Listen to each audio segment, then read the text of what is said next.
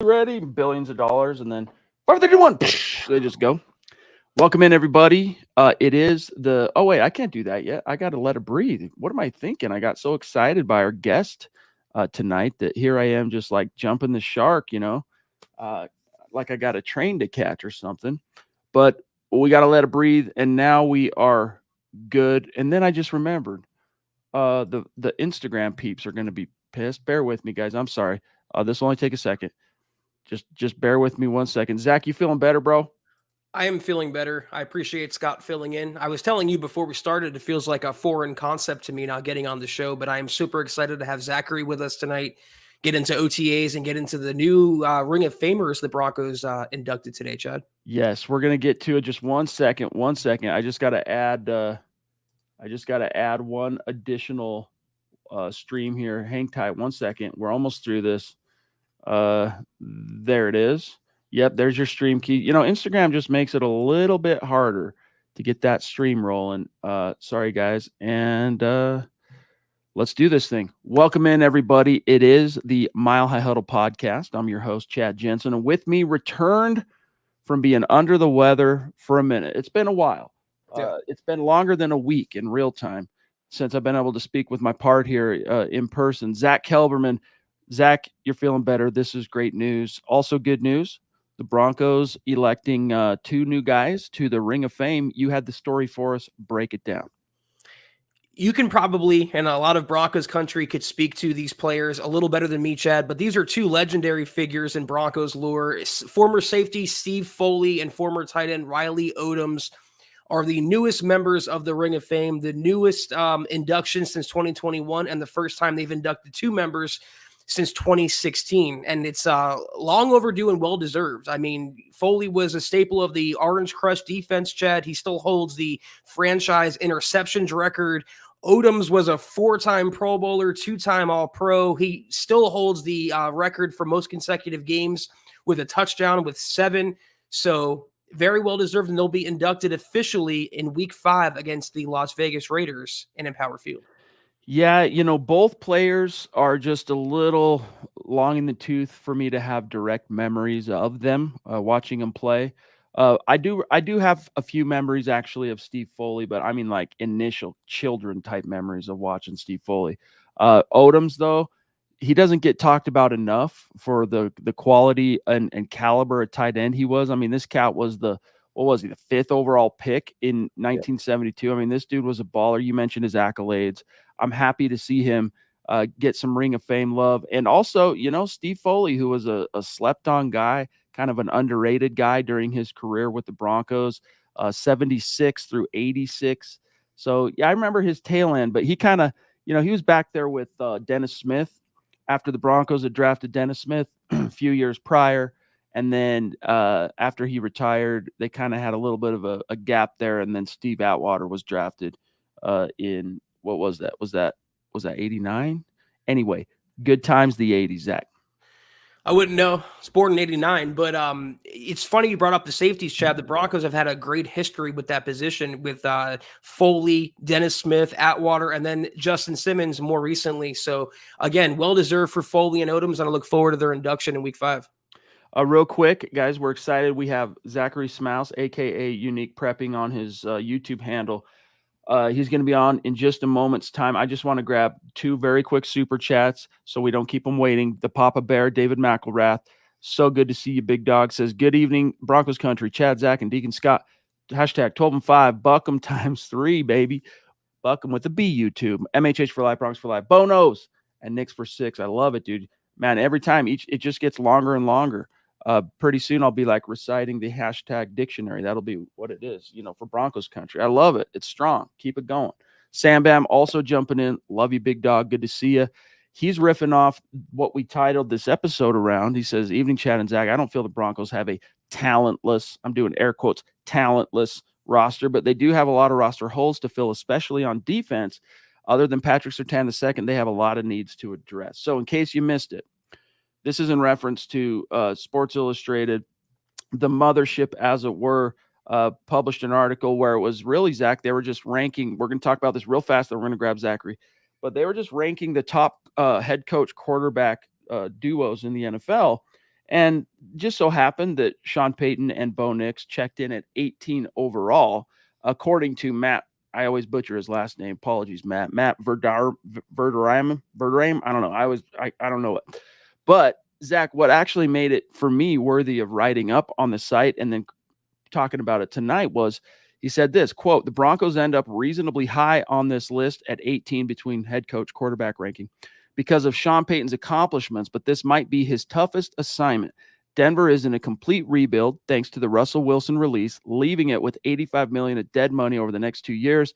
Enter Nix, the 12th pick, who will start Zach and Zachary on a talentless roster, provided he beats out Jarrett Stidham and Zach Wilson, close quote. Your just initial response, and then we're going to bring on Unique Prepping. Well, I feel like what Sam is referencing here was that Mike Clay or someone from ESPN put out their rankings of the offseason rosters and had the Broncos either second to last or dead last. And I disagree with that, Chad. I agree with where Bo Nix is ranked in May, but to say the Broncos have the worst roster in the league, show me where, except for safety, they got worse. Maybe center.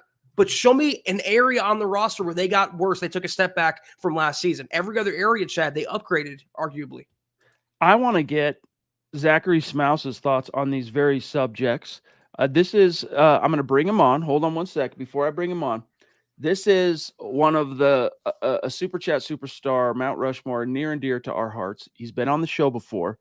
I want to say it was 2020, if memory serves. Yep. And it was a watershed moment because this dude just has a phenomenal story. He's very driven and he's very knowledgeable and passionate about the Denver Broncos. So without further ado, let's bring him on. Zachary Smouse, aka Unique Prepping, in the house with us. Hope you are doing well, Zachary. So good to see you, big dog. Now, we got a question for you. You heard the subject. And in case, just so I can set the stage for people who might not have been around in 2020. So Zachary has a condition, and that condition, he can't talk. Thinks smarter than your boy right here. I'll tell you that. He's smart as whip. So he types out his responses, and it comes out in a voice that you'll hear. So Zachary, I got to ask you real fast, dude. First things first. Where, in your opinion, I mean, you heard this talentless roster that Bo Nix is inheriting. Where is this Broncos roster weak, my friend, in your opinion?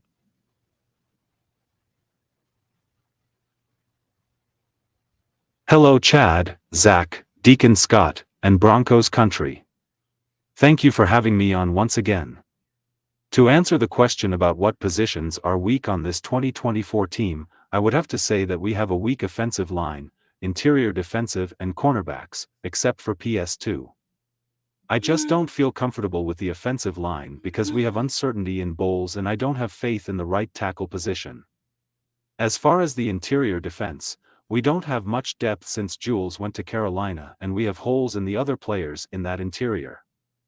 As far as cornerbacks, we don't hold much depth at that position either. I love PS2 as he's going to be our next Champ Bailey, but outside him, we are unfortunately weak. I love it. Okay, now, Kelberman, you heard it. Your response to Zachary. Now, in our situation, it's a little bit hard to kind of go back and forth on the questions. I do have the pre-submitted questions, Zach, so I'll just ask him the questions. But your response to his insight, which is good. No, he's 100% spot on, and I'm glad that Zachary, you kind of broke it down by position. But I feel like, Chad, every team has weaknesses. No team has all pros in first, second, and third string. And I agree, the Broncos have some work to do. They're not a championship contender right now. They have a few more pieces left to add. But to say, this is the basis of my argument, to say they have the worst roster in the league, based on what? Based on because you hate Bo Nix, because you hate Sean Payton, because you don't believe in Vance Joseph? If you break it down by the numbers, Chad, they got weaker objectively, not subjectively, objectively at one position, and that's safety. But even there, you have Brandon Jones, you have PJ Locke, you have Skinner, you have DTY, you have the sum of their parts that can make up for what Simmons brought to the table. Yeah, I would say I'm a little bit more optimistic about the offensive line than maybe Zachary is, and that's how we'll distinguish Zachary and Zach, so we don't get confused here. Yeah, Greg, giving you some props. Zachary, you're awesome. He is. He's shot of life. This is a seriously, Zachary Smouse is a force of nature and a force to be reckoned with, and we're very privileged and honored to have him in our MHH community. That's a fact. But I'm not as worried about the offensive line for two reasons. Yeah, there's, I hope Mike McGlinchey has a little bit of a bounce back season as a pass blocker, but I'm to a point now where, for the most part, I do trust Garrett Bowles. He's back. Ben Powers, after a couple of snafus early in his Broncos tenure, he was a set and forget guy. We all know what Miners is. And then, you got question marks at center. Lloyd Cushenberry, your guy of the last few years, gone. Yeah, but the leader in the clubhouse to take over at center just so happens to have been Bo Nix's center at Oregon. This is the universe telling you something. This is serendipity. These are signs, in my opinion. But Zach, let me get this other question because I want to dial it back. This obviously this question, or this topic, I should say, is talking about from SI National, talking about, the Sean Payton, Bo Nix head coach quarterback ranking being 18th overall. We're now, a good solid month from Bo Nix becoming a Bronco. Zachary, tell us what your response was to the pick and your outlook for Bo Nix. I'm really stoked for the pick of Bo Nix. Yes, to be honest, I was eyeing Nix or McCarthy in the draft because, in my opinion, Williams and the other top two quarterbacks will not be as good. Williams will flame out in the next 2 years, I'm just saying. With Nix, I really believe that he will actually take a command of the offense and make us competitive in the league once again. Also, I believe he's going to be a staple in bringing Broncos to a relevant state. Like how Mike and Bolin had it for years. Zach, your response. Oh, I'm not hearing you. You might have hit a. That's my fault. There you are. Zachary, I'll repeat myself. You got me fired up. I love what you said, especially about Caleb Williams. Not a lot of us out there who think he's going to bust, but I think he's not going to turn out as great as he's been hyped up. But you're right. I mean, Bo Nix doesn't have to be Drew Brees to succeed in Sean Payton's system. Bo Nix doesn't have to be a Hall of Famer to bring the Broncos back to what you said there, which is relevancy and competitiveness. And that's what I think he'll do from the jump because he's such a good fit. And Chad and Zachary both. Sean Payton has raved about how the players, all of them, have attacked OTA so far. He told them it was a really good development and progression from a year ago, and I just think he likes how things are looking so far. Thank you, Michael Ronquillo, the Ronk in the house. So good to see you, big dog. Yeah, it was interesting on that subject really fast. We got a couple more questions. And by the way, guys, if you do have specific questions, by the way, Zachary, real fast, that was just the one question because I asked you two Knicks questions, right? So you have another one prepared? Okay. All right. So we're going to grab Gary. If you guys have a direct question for Zachary, you can get him in. Get the questions up. He can crank out the answers quicker than you might think. So, and Zach and I, while he's cranking them out, we keep the conversation going, and he'll let us know when he's ready to go. So if you do have, while we have him here, questions for Zachary Smouse, a.k.a. Unique Prepping, let us know. But Gary Palmer, the GLP, jumping in with a generous super chat to give you some props here, Zachary, saying spot on, Zachary.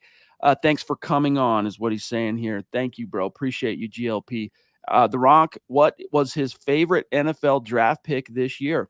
So while Zachary's getting that queued up, Zach, outside of anything the Broncos did, what was your favorite NFL draft pick this year? Oh, I hate to say it. I really like what the Vikings did in the first round with their first two picks. They got McCarthy, and you can debate whether they gave up too much, whether he's going to work out. But then they got Dallas Turner, the edge rusher, in the middle teens. I mean, solidifying quarterback and edge rusher in one round is a really good start to your draft. So I'm impressed by what Minnesota did out there, Chad. Lawrence, bro, so good to see you. Thank you for the star support on Facebook. We're going to find out what Zachary's thoughts are on this issue here in just a moment. George jumping in on Facebook to say thank you for your insight to the team. I too think the OL is weak. Hopefully we're both wrong. Glad the guys have you on talking to Zachary. You got your answer for the draft pick for Ronk? Okay, hit it, Zachary. I'd say that I loved Knicks and Troy Franklin. Chicken combo, as they call it in fantasy football, right, Zach? I mean, okay. Now, I hope I didn't screw this up. Okay? We got your reaction, your outlook for Knicks. Did you cover that in the same answer? I wasn't sure, Zachary. If you had that as a second answer, hit us. If not, we move on to the next one. Truth with Tom giving you some shouts. My here. prediction for Bo Nix for the 2024 season will be 3,400 yards, 24 touchdowns, and about 10 interceptions. I believe that Bo is going to be way better than what we have the last 8 years. He'll actually have positivity in the offense where we aren't stumbling around, and he'll help the locker room have good vibes. I do believe Nix will start because not only was he our 12th overall pick, but I also think Sean Payton has a sought-out vision that Bo is involved in. I believe Sean sees so much potential in Bo. In case you missed it, yeah. So this is Truth with Tom, diehard Washington fan here, giving you some props and by the way, Zachary has a channel, Unique Prepping, that he hosts a podcast and does his own thing. Really cool content and conversation and community. Tim Hoffman jumping in. Appreciate you, my friend. Zach, your response to Zachary's kind of projection for your boy, Bo Nix. I would sign on the dotted line for that stat line for Bo Nix. I mean, we can't expect him to be C.J. Stroud. Not a lot of rookie quarterbacks are, but I feel like with what you say, Zachary, 3,400 yards and that TD interception ratio, the Broncos guys would win at least 8 games. I feel like they would be as good or better than they were last year because, like you said, Zachary, they're getting so much more under center. And what I mean by that is not just the big splash plays, but the consistency and the reliability to keep the offense and the drives going because Sean Payton, as you see here, has a quarterback that he trusts, finally. In case you missed it, I mean, it was kind of a meandering reply, so bear with me on this. But of course, Sean Payton at the podium today, everyone wants to know, hey, is he looking better now after 6 OTA practices? And I'm going to read you guys this response, and then we're going to find out from Zachary what his record prediction is before we cut him loose for 2024. But here is what Payton said about whether Nix is looking better after 6 OTA practices. Quote, "It's hard for me to refresh. It's hard for me to catch you up like on a Netflix series. You guys watched 1 episode, then you missed 3, then you watched 1, and I'm trying to catch you up. All 3 of the quarterbacks are doing well. Specifically to Bo, he's doing really well. He's picking it up. There's a lot that's going on. He's throwing the ball extremely well," close quote.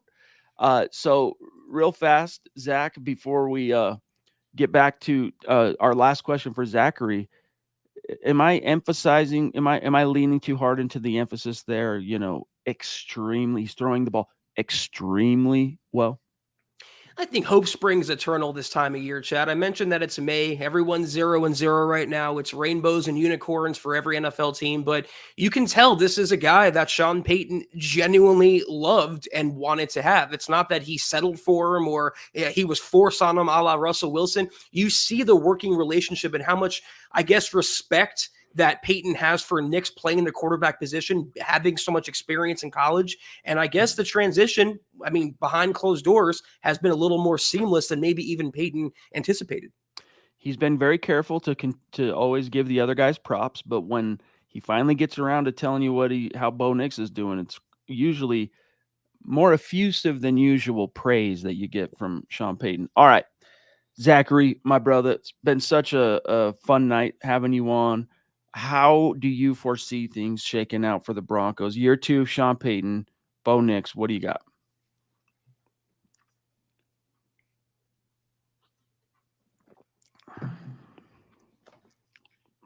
My record prediction for the 2024 season is 9 wins, 8 losses.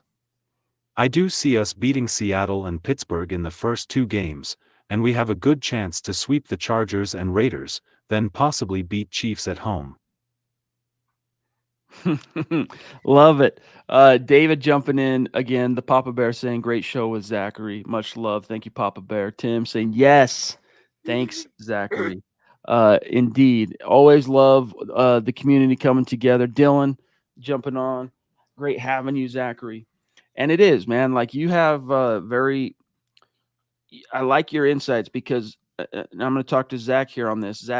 Zachary, he kind of strikes the balance quite well. And Yeah. so you can trust it in that, yeah, there's optimism. There's the hope springs eternal thing, to quote you, but also kind of the brutal pragmatist in there too. So you can balance it and go, all right, this isn't just fan service. This dude's got some insights.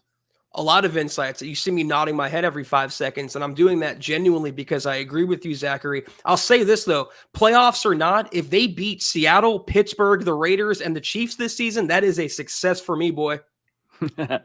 All right. Okay, Zachary, anything that you might want to get queued up as a farewell, get it queued up. I'm going to give everybody how to connect with him. Again, Zachary has his YouTube channel, Unique Prepping.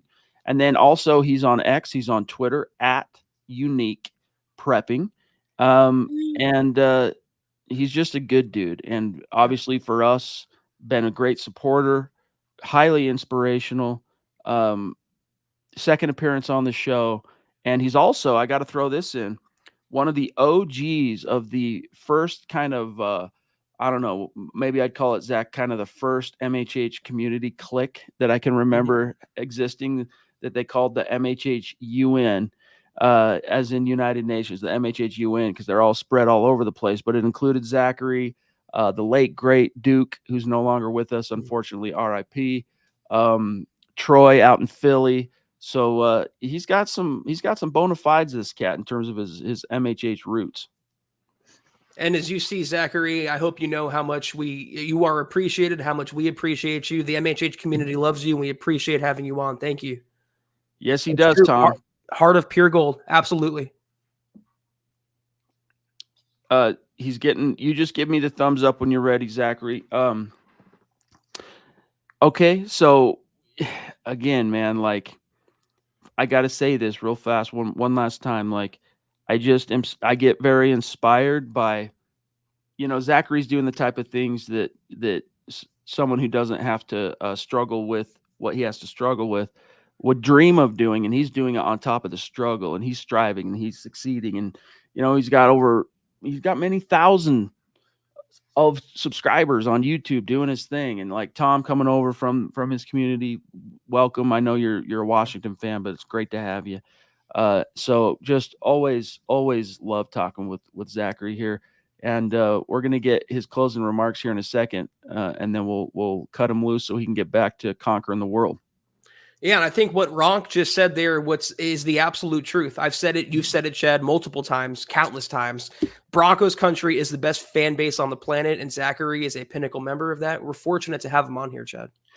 Just a few comments I'm seeing in the chat while he gets it queued up here. I see people loving the positivity from Zachary's comments on the questions, his answers. Let's see, String Guy agreeing with the predictions, but yeah, Zach, any closing remarks, Zachary? Let us know, brother.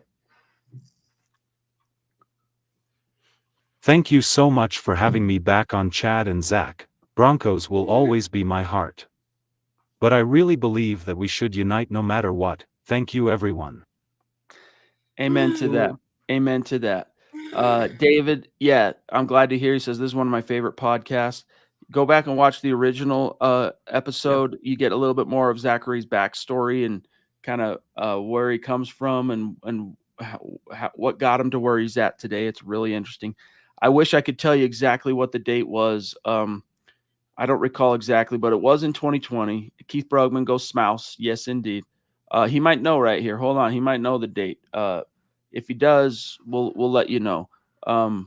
But yeah, connect with them on X at Unique Prepping. Just no underscores and nothing like that. Unique Prepping, and check out his YouTube channel. Keith Brugman, go Smouse. Tim Hoffman, thanks Zachary. The Ronk, take care Zachary. Pearl giving you a hundo. You got hundos. It was here in from- August 2020. Okay, so the original episode is in August of 2020. So if you go back into MHH YouTube live stream, go back to August 2020, you'll find the episode. And if well, I'll tweet it out later too if I can find it. Oh, here we got it right here. Mr. Producer's dropping the link in the chat, so you can find it. But Zachary, love you, big dog. Appreciate you making time for us tonight. Keep doing your thing, conquering the world. Good luck with everything on Unique Prepping, and we will look forward to talking to you soon, big dog. Thank you, All right. Zachary. There he goes, Zachary Smouse. Goat. Unique Prepping. Check him out, dude. As Roy says, keep conquering, Zachary. Amen to that. Very inspirational, and like I said, like he's a joy. I talk to him all the time, actually, not just in the chat when we're live, but we DM back and forth quite a lot on and have done so for years on Twitter and Facebook. So always great to see Zachary in the house. Okay, Zach, I want to rewind it here back to some of the conversations taking place at Broncos HQ today, which, by the way, no longer is it called Centura Health Training Center, but it shall henceforth be known as, I want your take on this, Zach. Yeah. Broncos Park, powered by Common Spirit. What do you think? Well, I, for one, Chad, cannot wait to see the team play at Broncos Park, powered by Common Spirit, before they take the field at Empower Field at Mile High. This is the longest name, the longest sponsorship, I think, in the NFL. Rolls right off the tongue, wouldn't you say? Yeah, I mean, I think back to Sports Authority Field at Mile High. I think back to some weird stuff. It's like, got to get that powered by in there. But, that's the whole point of it is, Centura Health, Common Spirit, they spend that money to get their name on the building for a reason. So Mike Edel jumping in with a generous super. Thank you, Mike. One of our bona fide community members saying, good evening, gentlemen, in Broncos country. Here's my take on all the media criticism of this team, and relevancy wise, again, talking about the fellow from SI National saying that Bo Nix is landing on a talentless roster. He says, does Mike, a work in progress. Bo is going to be a lot better than the media thinks. I think we will see rushing touchdowns also from Bo Nix, Zach. I agree with you, Mike, and I can't push back enough on this trope that the Broncos are going to be the worst team in the NFL next season. I mean, I would even bet good money they will not have a top 5 draft pick. The over-under right now is like 5 wins, 5 and change. I will bet money they eclipse that because they got 8 wins last season in the first year of Sean Payton with a quarterback who didn't fit his system, all these injuries. They are better in a lot of areas, especially at quarterback. And I agree with you, Mike. Keep sleeping on Denver. They're going to wake up really hard. Real quick, Zachary jumping into the chat to say thank you, everyone. Much love. Lawrence saying they better spend money, bro, to get it better. Well, they're going to, but they're also they also have to do so within the strictures of NFL salary cap rules and all that stuff. As you can see here from Unique Prepping, we all know who it is. Giving everybody thanks and much love. The GOAT, for real. We were supposed to have him on a few weeks ago, Chad, and we both were bummed that we couldn't make it happen. So glad to have Zachary on tonight. And again, thank you, bro, for coming back on. Yeah, and Lawrence saying, don't play, Zach. You're getting my hopes up talking about his projections for the Broncos. Okay, Mike, look, your comment, I think, is apropos, my friend. And it's like we've been saying about the Broncos through a few different regimes. Let them hate. Let them hate. I think finally you're getting you've got the horses in the barn, so to speak, to actually follow through with the spirit of what we mean by that. Let them hate. They're going to have to, stock up on some srirachas, Zach. They're going to have to eat some crow here in the not too distant future. Okay. I want to get your thoughts. A couple things here, Zach. There are some injury news in case you guys missed it. We learned that 5th round running back Audric Estime is going to miss some time. In fact, he's going to miss what remains of the offseason training program. I can read to you what Coach Payton had to say, what it is. PRP injection, Fully expect him to be ready and able to rock and roll when training camp rolls around, Zach. But what any other implications on this? Your reaction? I mean, in the short term, it's going to allow some of the other guys to get the reps that he would get. So, like, Blake Watson and Jaleel McLaughlin, Samaje Perine. Javonte actually looked good, and Sean Payton talked up Javonte a little bit. He's now 2 years removed from the injury, so that's a good sign. I'm not worried about Estime, and this is why it's good that Broncos have so many players in their backfield. Just in case one goes down, they have another guy to step right on up. Indeed. Some other things today. I thought this was interesting. Oh, well, actually, one second before I segue. Riley Moss. Zachary mentioned his kind of his read on the cornerback depth issue, and outside of PS2, kind of you're lacking a proven guy.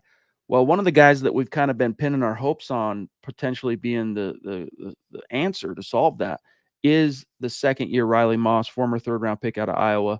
Well, he missed today's practice. Quote, Coach Payton said this, quote, he had a muscle spasm in his back, still sore today. He'll probably be out on Monday as well. Today, though, was the first day he missed.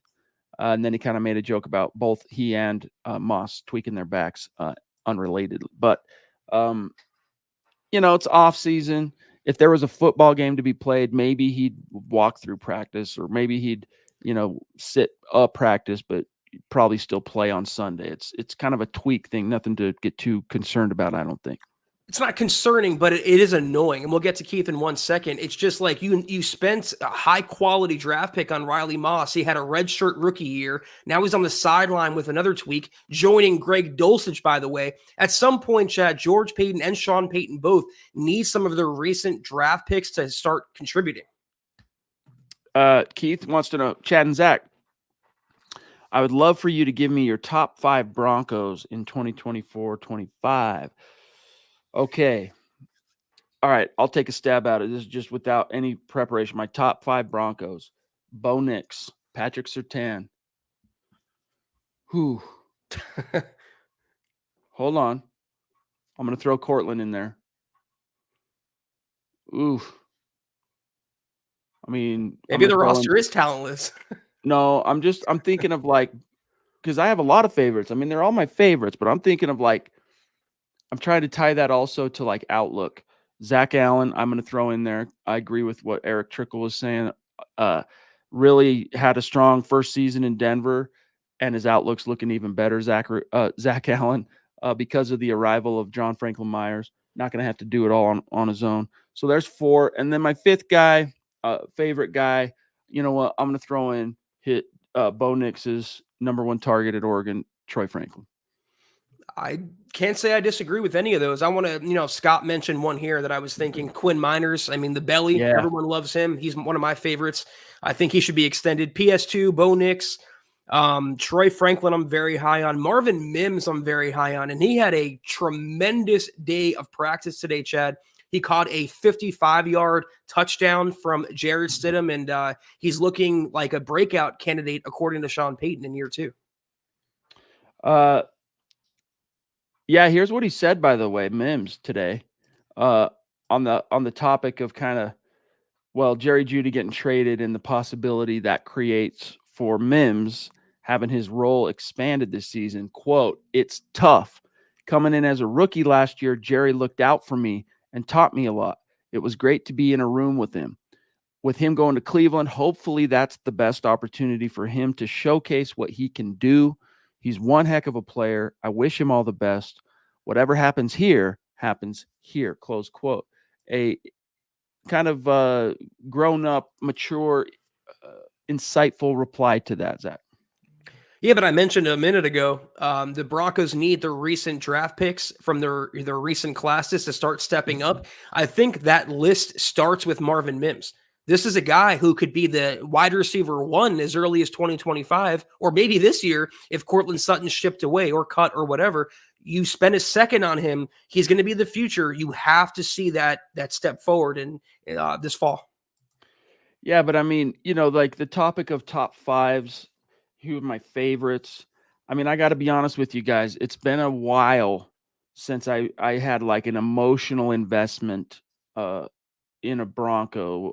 And by that, I mean, have their poster on the wall or rocking their jersey per se. Doesn't mean I don't love the Broncos. Doesn't mean, I'm not passionate about the team.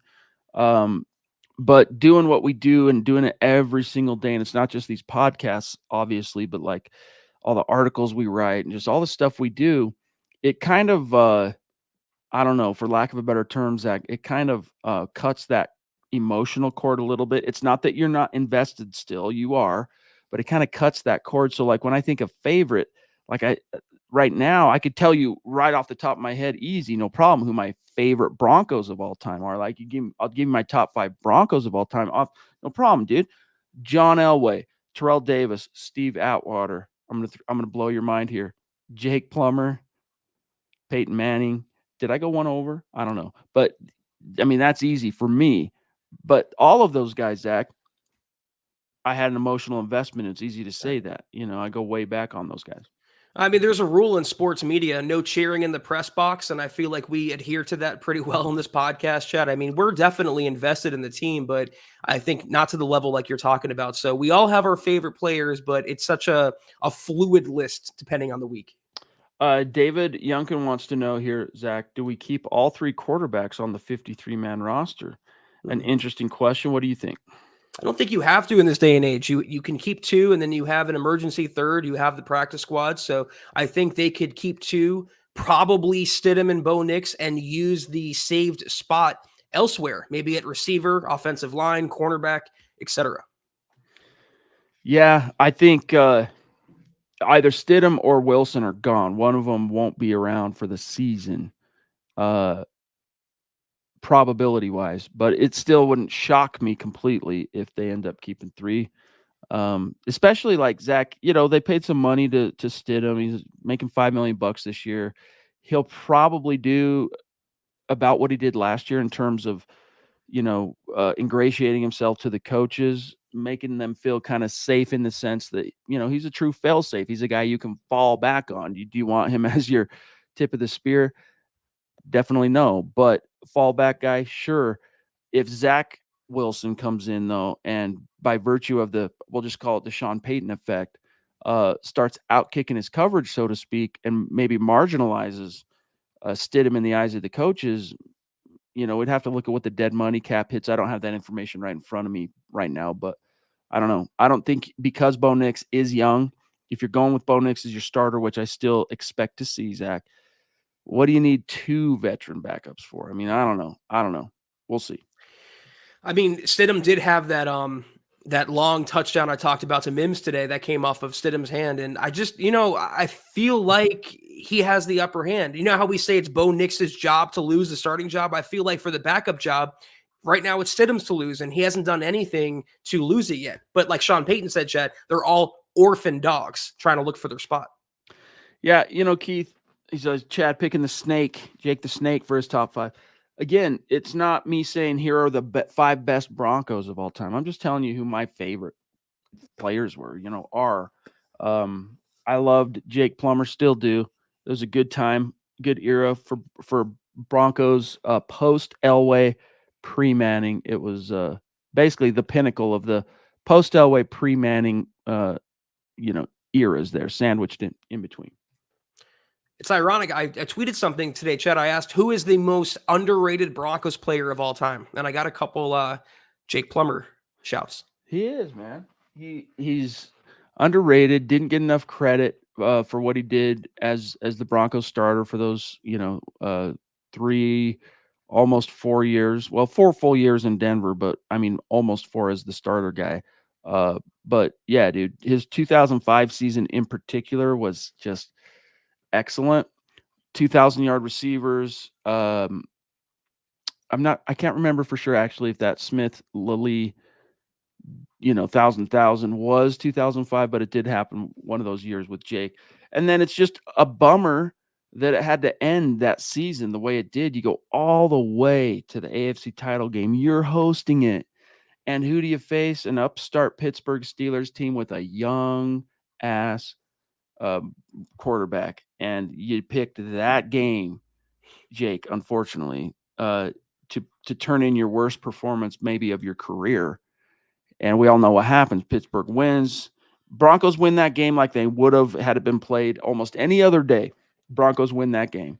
They go to the Super Bowl. Who do they face? Sean Alexander, Matt Hasselbeck, and the Seattle Seahawks. They wipe the floor. They get the third ring then and there.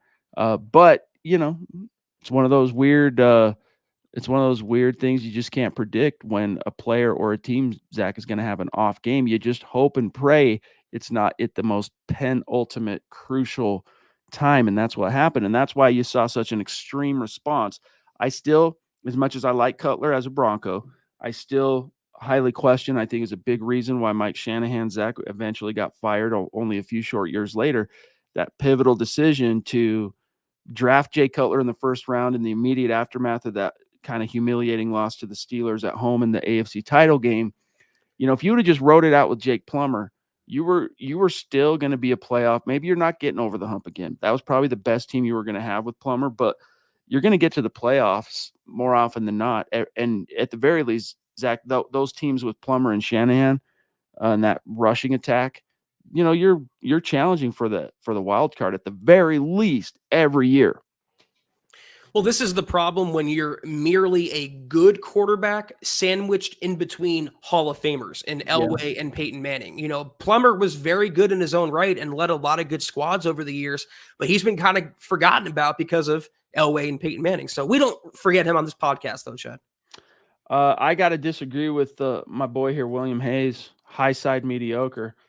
I would disagree utterly that Jake Plummer was mediocre. Again, was he great? In the context of, like Zach just mentioned, all-timers like Elway's and Manning's?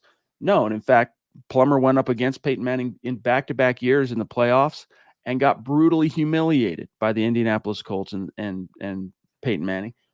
But I wouldn't say he was mediocre. I wouldn't even use that word. He was a great leader, and especially with Shanahan in that scheme.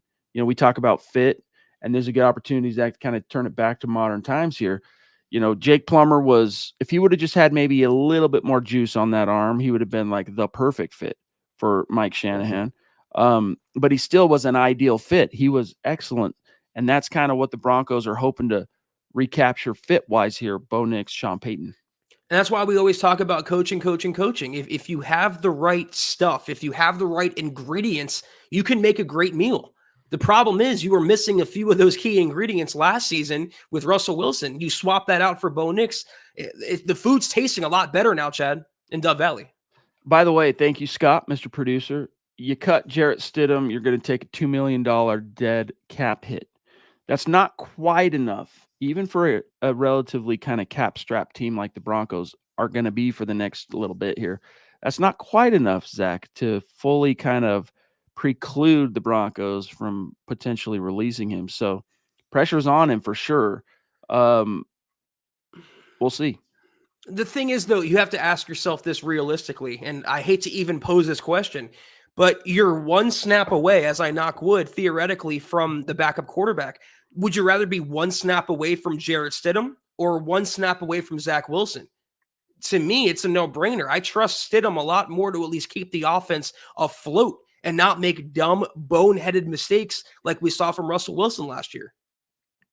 True. Guys, we're about out of time, so any burning topics, questions, get them in the chat. We'll do our best to get to them before we get out of here. I don't want to derail the conversation too much more on Plummer, but I feel what you're trying to say here, Keith. Plummer, Carson Palmer, they sit in the same bucket.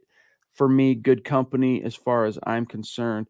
Yeah, Carson Palmer was an underrated guy. A lot more plaudits given to him as a former high draft pick, though, than Jake Plummer ever got or will get. But I digress here. Zach, back to the topics at hand today. As far as what's going on with the Broncos, I think we kind of covered all the main topics coming out of conversational wise, the news on the injuries, etc. today. Unless I'm missing something. I don't think so. I've been perusing the wire. I think we touched on everything. I will say, kind of as an aside, the more I see the Broncos at practice, Chad, the more of these new jerseys are growing on me. I don't know what it is. Maybe the shade of blue, maybe the design. I don't hate them as much as I did when they first came out. Yeah. I hear you. The Ronk jumping in with some kind of parting message as he does. Stars, love it, dude. Thank you, Mike, saying great show tonight. Chad and Zach on the Mile High Huddle podcast. Thank you, buddy. Some shouts on Instagram. 2000 Wrangler, love the show, guys. Watch every day from Pennsylvania. Lifelong Broncos fan. Great to have you, dude. Thank you for watching. Let's see. Love from the Bay Area. Yes, indeed. From yes, it's Prince West. Broncos country is not a geographic location, y'all. You know this by now. It's a state of being. Zach, I think let's just grab this from Keith and then we'll dip on out of here. What are you excited for in Sean Payton's second year, Zach?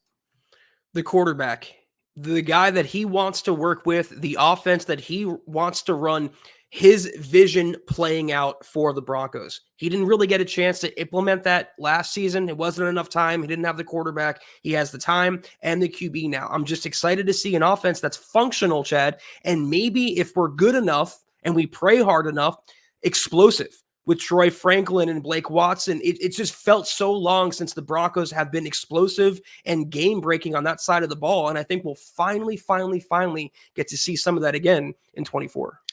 Yeah, it's like on one hand, you go, oh, man, those kind of leaps forward that you hope to see from a offensive-minded head coach going into his second year from the quarterback position. You can't really project because that quarterback's gone. However, that, in my opinion, Zach, is very much mitigated by the fact that you drafted one in the first round. The guy who's doing the coaching, calling the plays, all that stuff is the guy who handpicked the quarterback. And it just so happens to also be a very underrated player, slept on player, but a just tremendous fit for Sean Payton. And I think, frankly, for Denver. So that I'll echo you on that. That's what I'm looking forward to seeing. But we got a few messages for you here, guys, before we dip out. So don't leave quite yet. I can add one more really quick. What I'm looking forward to, that's Sean Payton replacing Vance Joseph as defensive coordinator. We all know that's coming, Chad. It's a matter of when and not if, but tremendous, amazing episode of the Mile High Huddle podcast. As always, if you haven't done so yet, please follow us on Twitter at the MHH Pod. You can follow the main account on Twitter at Mile High Huddle, Chad at Chad and Jensen, myself at Kelberman NFL, and Scott, our producer, at Scout Kennedy. If you guys want some merch like we're rocking each and every podcast, check out mhhmerch.com. Get you some. If you haven't yet, please drop us a like at facebook.com/Mile High Huddle Pod. You can find us on Instagram at mile_high_huddle. If you haven't done so yet, please leave your football priest a 5-star review on Apple Podcasts for a chance to win some merch each and every single month. But if anything, y'all, please subscribe, like, and share this video and every video you see on the MHH channel. It really helps us grow and reach more Broncos fans just like you. A big shout out to Zachary Smouse for joining the show again tonight.